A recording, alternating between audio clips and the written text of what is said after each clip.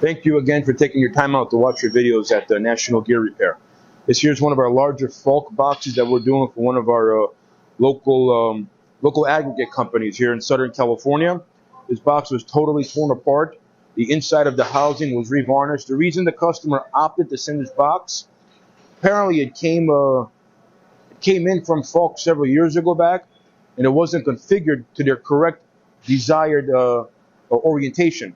So the customer wanted us to basically flip the shafts over to their desired orientation, but by doing that, we'd have to press off the bearings and replace the bearings. So we decided to do a full rebuild while we were there. So we'll see here clearly, take a walk with me, we're redoing the whole gearbox. The inside of the box was revarnished with high heat insulation. The gearing, the helical gearing was hand dressed to make sure, knock off all condensation. This box was sitting out in the boneyard for several years. So as you will see in the videos, it had lots of rust, condensation, so they were hand polished off with some special lubricants.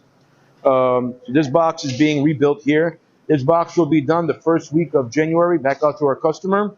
But while we're here, we also received another rush order over Christmas Eve actually. Take a walk with me if you would.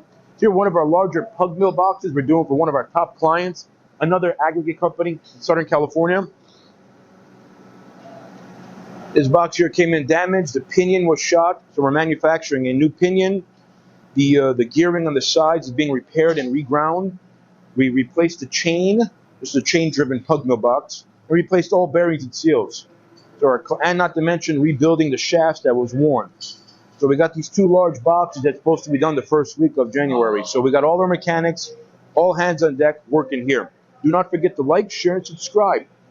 Please note the National Gear Repair warranties all their work for 24 months from the date of install.